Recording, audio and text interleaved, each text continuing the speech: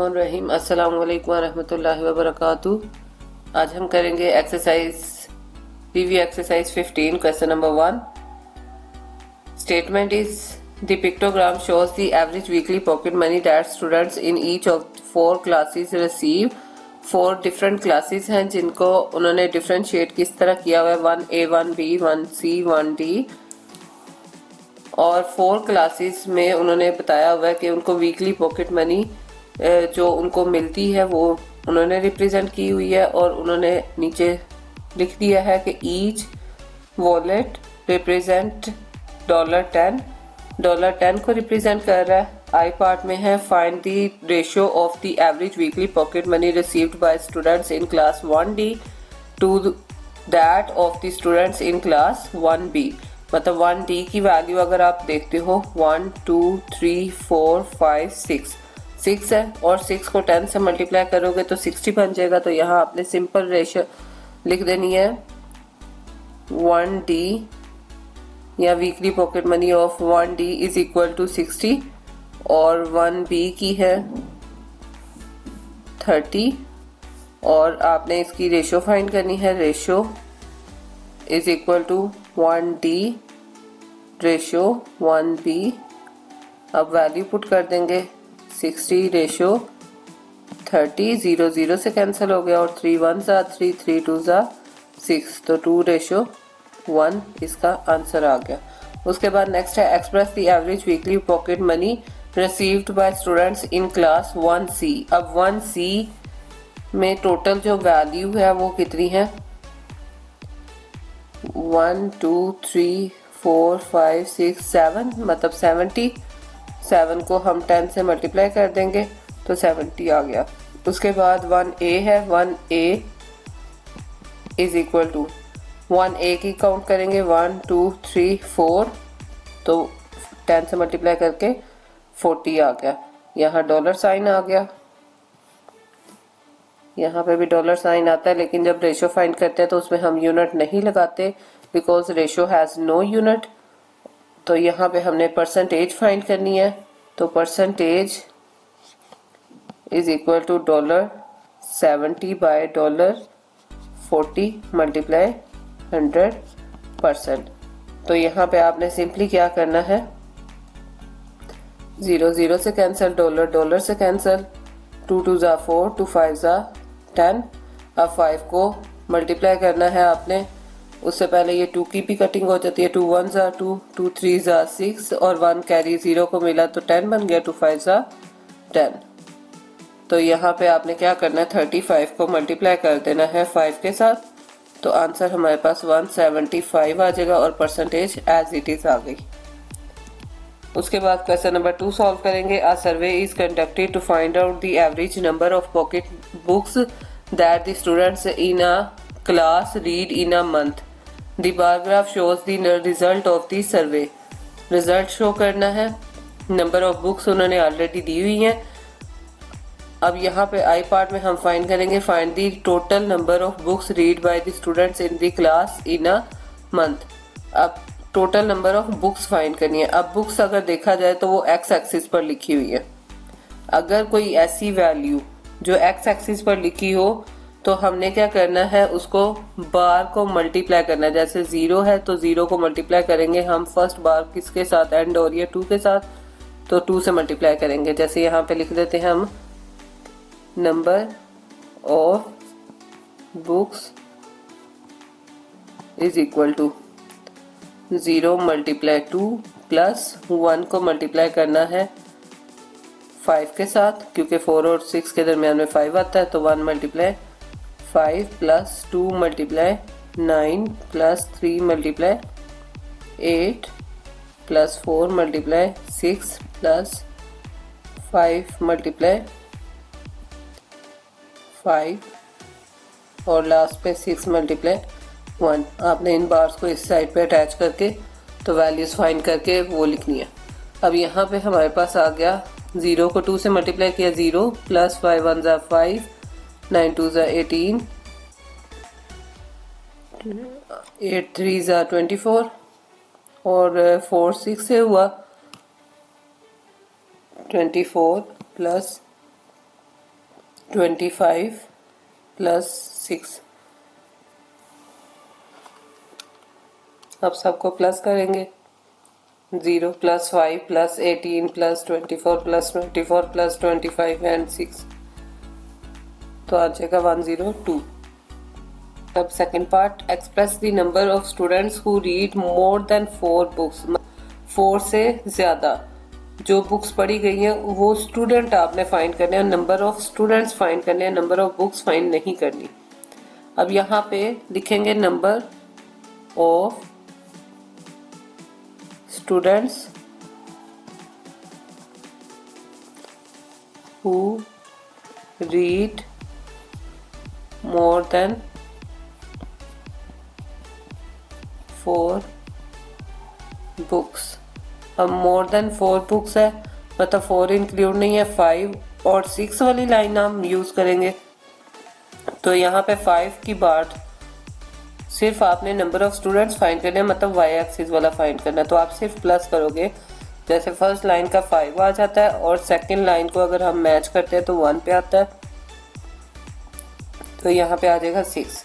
अब उसने कहा total number of students find करने हैं, तो यहाँ पे आ जाएगा number of students is equal to, first bar को जब मैच करेंगे तो ये आएगा 2, सेकंड को 5, फिर 9, 8, 6, 5 और 1।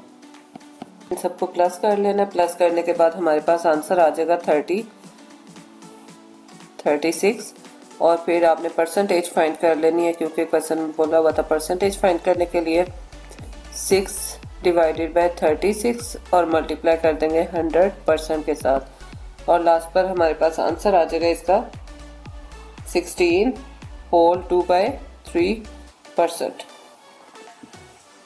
नेक्स्ट हम करेंगे इसका last part, if the information is illustrated on a pie chart find the angle of sector that represent the number of students who read fewer than 3 books। मतलब 3 से कम, जिसने 3 से कम बुक्स रीड की हैं उन नंबर ऑफ स्टूडेंट्स का आपने angle of sector find करना है, क्योंकि आपने फाइंड करना है लिखा हुआ if the information is illustrated on a pie chart. मतलब अगर पाई चार्ट पे आप उस इंफॉर्मेशन को इलस्ट्रेट करना चाहते हैं तो पाई चार्ट के लिए हम basically angle of sector find करते हैं। तो आप सबसे पहले टोटल इनका फाइंड कर लोगे, number of students who read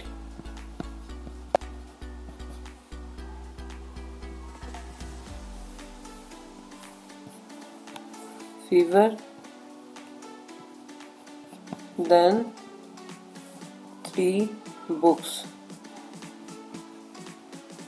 तो यहाँ पे हमारे पास 3 से कम मतलब 0, 1 और 2 वाली लाइन हम कंसीडर करेंगे। फर्स्ट का है 2, सेकंड का 5 एंड थर्ड वन इज 9। आपने क्या करना है, इन सबको प्लस करना है।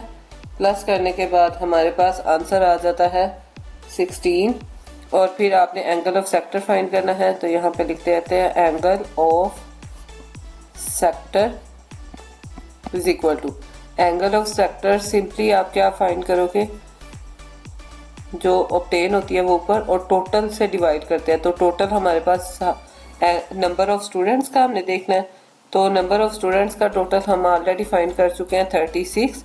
तो 36 से हम क्या करेंगे, डिवाइड करेंगे और मल्टीप्लाई हमने कर देना है, एंगल ऑफ सेक्टर है तो 360 से मल्टीप्लाई कर देना है और डिग्री साइन आ जाएगा। अब यहाँ पे इसको सॉल्व करेंगे तो हमारे पास टोटल आंसर क्या बनेगा, 160 डिग्री। इसके बाद नेक्स्ट हमने करना है क्वेश्चन नंबर 3 में लिखा हुआ है the table shows the percentage of students who are enrolled in the science course, the engineering course and the business course in a university respectively. आपके पास number type of courses given है, percentage of students given है, science, engineering, business and art. अब यहाँ पे एक percentage मतलब art वाली मिसिंग है, तो आपने क्या करना है, सबसे पहले आर्ट वाली फाइंड करनी है। वो कैसे फाइंड होगी, अब 25 डिग्री, 30 डिग्री और 15 डिग्री टोटल 100% होती है, तो 100% में से अगर आप ये तीनों माइनस कर देते हैं, यहाँ पे लिखते हैं परसेंटेज ऑफ 8, तो 100% में से माइनस कर दिया 25%, माइनस 30% और माइनस 15%। इन सबको माइनस किया तो हमारे पास आंसर टोटल आ जाता है 30%। उसके बाद आपने एंगल ऑफ सेक्टर फाइंड करना है, तो एंगल ऑफ सेक्टर फर्स्ट के लिए अगर हम फाइंड करते हैं angle of sector for science या ऑफ साइंस, तो यहाँ पे आ जाएगा साइंस की वैल्यू थी 25 और टोटल परसेंटेज होती है 100% और मल्टीप्लाई कर देना है हमने 360 डिग्री के साथ। परसेंटेज से कैंसिल, 0 से कैंसिल हो गया, तो यहाँ पे इसकी जो वैल्यू आ जाएगी वो हमारे पास है 90 डिग्री। उसके बाद सेकंड फाइंड करेंगे angle of sector for engineering, तो यहाँ पे हमारे पास है 30% डिवाइडेड बाय 100% और मल्टीप्लाई 360 डिग्री। 0 से कैंसिल और परसेंटेज से कैंसिल हो गया, तो 3 को 36 से मल्टीप्लाई करेंगे तो ये आंसर आ जाएगा 108 डिग्री। उसके बाद थर्ड वन भी इसी तरह सेम फाइंड करेंगे, angle of sector of business, तो यहाँ पे हम इसको सॉल्व कर लेंगे। बिजनेस है 15% बाय 100% और मल्टीप्लाई 360 डिग्री। इसको सॉल्व किया तो हमारे पास आंसर आ जाता है 54 डिग्री। और लास्ट में angle of sector of arts, इसमें भी आपने सेम करना है 30% बाय 100% मल्टीप्लाई 360 डिग्री। अब इसको सॉल्व करेंगे, परसेंट से कैंसिल हो गया, 0 से कैंसिल हो गए, तो ये आ गया हमारे पास 108 डिग्री। नेक्स्ट हम पाई चार्ट बनाएंगे। एंगल ऑफ सेक्टर्स हमने फाइंड कर लिया है। पाई चार्ट बनाने के लिए हमें प्रोट्रैक्टर, कंपास और स्केल चाहिए। प्रोट्रैक्टर यूज़ सबसे पहले मैं आपको सिखाऊंगी प्रोट्रैक्टर कैसे यूज़ करते हैं। फॉर एग्जांपल ये जो सेंटर पॉइंट है जहाँ पे 2 लाइंस एक दूसरे को इंटरसेक्ट करती हैं उसको बोलते हैं सेंटर पॉइंट, और जो ये लास्ट पे लाइन होती है इसको बोलते हैं बेस लाइन। अब जब एंगल बनाते हैं तो ये बेस लाइन हम उस लाइन के ऊपर एडजस्ट करते हैं। एडजस्ट करने के बाद यहाँ पे हमारे पास एक इनर स्केल है और एक आउटर स्केल है। टोटल 180 डिग्री का एंगल है। अगर हमने राइट साइड पे एंगल बनाना है तो हम क्या करेंगे, राइट साइड पे एंगल बनाने के लिए हम आउटर स्केल को यूज़ करेंगे और लेफ़्ट साइड पे एंगल बनाने के लिए हम इनर स्केल को यूज़ करेंगे।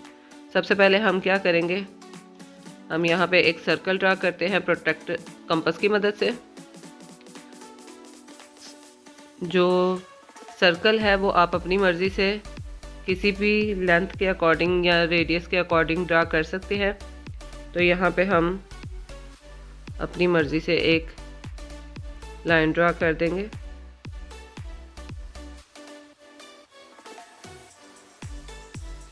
ये हमारे पास आ गया एक सर्कल। अब सर्कल के अंदर ये सेंटर पॉइंट है जो हमारी कंपास से हमें पता चल जाएगा। जब हम एक सर्कल ड्रा करेंगे तो हमारे पास सेंटर पॉइंट आ जाएगा। आपने क्या करना है, सेंटर पॉइंट से किसी एक साइड तक का रेडियस ड्रा करना है।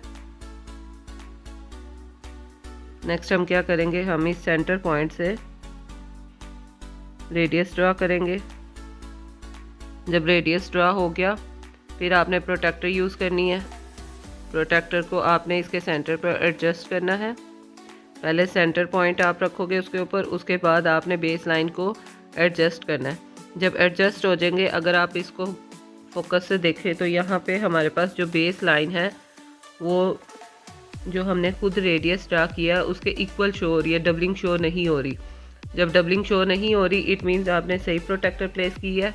नेक्स्ट आपने प्रोटेक्टर रखनी है। यहाँ पे प्रोटेक्टर रख के आपने राइट साइड का स्केल एंगल ड्रा करना है। तो राइट साइड पे आपने सबसे पहले बेस लाइन को एडजस्ट कर लिया। एडजस्ट करने के बाद सबसे फर्स्ट एंगल जो हमने मेजर किया था वो 90 डिग्री था, तो 90 डिग्री पे लाइन ड्रा कर ली। फिर आपने इसको ज्वाइन कर लेना है। जब ज्वाइन हो गया ये 90 डिग्री का एंगल बन गया हमारे पास साइंस का। उसके बाद नेक्स्ट जो लाइन है वो हमारे पास थी इंजीनियरिंग 108। अब आपने ये लाइन बेस लाइन ही यूज़ करनी है, आपने ये वाली लाइन यूज़ करनी है। अब यहाँ पे आप एंगल एडजस्ट करोगे। एडजस्ट करने के बाद दोबारा इनर स्केल से आपने 108 का यूज़ करना है 100, और 100 के बाद नेक्स्ट 110 से 2 स्मॉल लाइंस पीछे की तरफ आपने देखना है। तो यहाँ पे ये आ गया। अब यहाँ पे आपने इसको ज्वाइन कर देना है।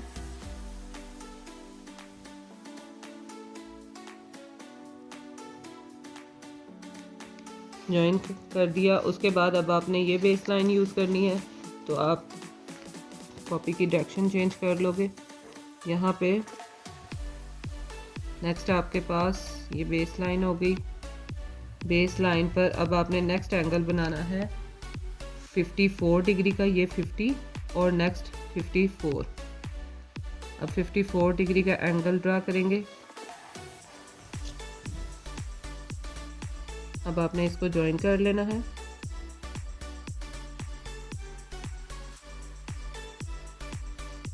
ये आपके पास आ गया 54 डिग्री का, ये 108 डिग्री का इंजीनियरिंग का, और ये आ गया बिजनेस का, और लास्ट पे 108 डिग्री का बच गया वो है आर्ट्स का। तो ये आपके पास पाई चार्ट बन गया। क्वेश्चन करेंगे question number 4। The pie chart shows David's monthly expenditures. Monthly expenditures को शो किया गया है saving, clothes, tax, investments and food. If the amount she spent on cloth is 3 times as much as that she spent on food, मतलब food पर जितना भी वो spend कर रही है उसका 3 टाइम अगर क्लॉथ्स हैं। Express the amount she spent on food as a percentage of that she saves. अब सबसे पहले आपको पता होना चाहिए कि डिग्री वाली वैल्यू क्या है फूड की। तो वो कैसे फाइंड होगी? अगर आप फूड को x डिग्री कंसीडर करते हो तो उसने कहा क्लॉथ जो है वो उसका 3 टाइम है, मतलब 3x डिग्री हो जाएगा। और यहाँ पे 2 एंगल्स 90-90 शो किए हुए हैं। इट मीन इन्वेस्टमेंट भी 90 डिग्री है और सेविंग्स भी 90 डिग्री है। तो यहाँ पे टोटल जो होता है पाई चार्ट में 360 डिग्री होता है। तो यहाँ पे हम क्या करेंगे, x degree plus 90 degree plus 90 degree और plus 3x degree plus 36 degree is equal to 360 degree हो जाएगा। अब यहाँ पे आपने x और x वाली को सॉल्व किया तो 4x डिग्री आ गया is equal to 360 degree minus 36 degree और माइनस 90 डिग्री माइनस 90 डिग्री। अब यहाँ से आपने x फाइंड करना है। तो क्या करेंगे, 360 में से माइनस कर देंगे 36 को और 2 टाइम 90 को माइनस करेंगे तो आपके पास आंसर आ जाएगा 144 degree 4x degree. Degree degree से कैंसिल हो गया। x is equal to 144 divided by 4। तो आपने 144 को 4 से डिवाइड किया तो आंसर आ गया 36, मतलब x की वैल्यू 36 आ गई। अब आपने परसेंटेज फाइंड करनी है। तो यहाँ पे हमारे पास आंसर आ जाएगा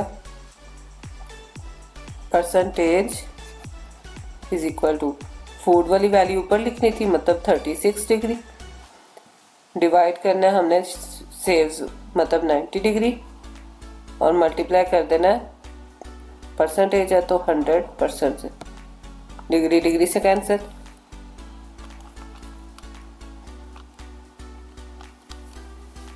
तो यहाँ पे आ जाएगा 40%। सॉल्व करेंगे। लास्ट पार्ट में लिखा हुआ है find her annual income. Annual find करने के लिए हमने पहले मंथली फाइंड करनी है, तो मंथली जो इसकी इनकम है वो कैसे फाइंड होगी, यहाँ पे लिखेंगे monthly income is equal to. Monthly income हम कैसे फाइंड करते हैं कि आपने पाई चार्ट में से देखना है किसकी एग्जैक्ट और डिग्री वाली मतलब दोनों वैल्यूज मौजूद है। जैसे फूड की $400 मौजूद है और उसके अलावा हमने इसका डिग्री वाली वैल्यू फाइंड की थी तो वो 36 डिग्री बना था। तो आपने जो एग्जैक्ट अमाउंट है वो ऊपर लिखनी है $400 और डिवाइड कर देना इसकी डिग्री वाली वैल्यू से और मल्टीप्लाई टोटल से। टोटल कितना 360 डिग्री। तो यहाँ पे 36 कट होगा तो यहाँ पे 10 आ गया। 10 को 400 से मल्टीप्लाई किया तो ये आंसर आ गया 4000। उसके बाद हमने एनुअल इनकम फाइंड करनी है। तो annual income is equal to 12 multiply $4000, दोनों को मल्टीप्लाई कर देंगे 4000 मल्टीप्लाई 12 तो आंसर हमारे पास आ जाएगा $48,000।